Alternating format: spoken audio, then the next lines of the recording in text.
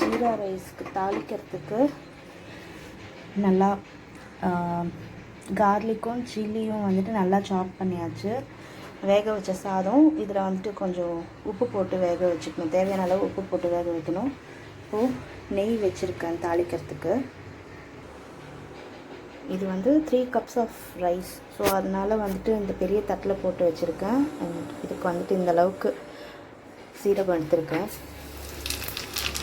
நல்லா பொரிஞ்சதுக்கப்புறம் அந்த கட் பண்ணி வச்சுருக்க சில்லியும் கார்லிக்கும் ஆட் பண்ண போகிறேன்.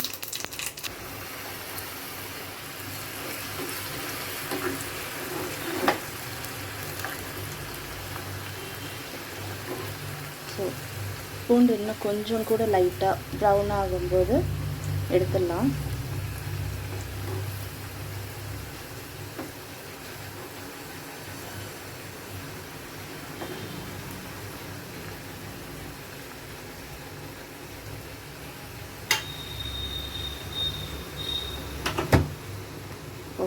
கொஞ்சம் கொத்தமல்லியும் கட் பண்ணி வச்சுருக்கு.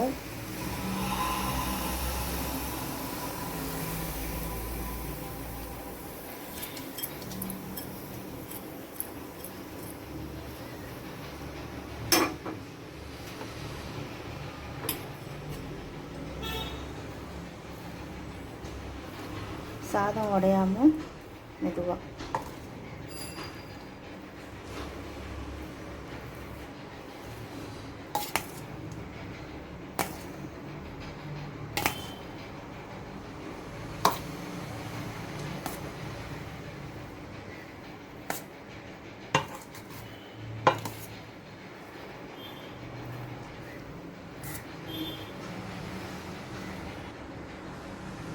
அவ்வளோதான். Jeera rice ready.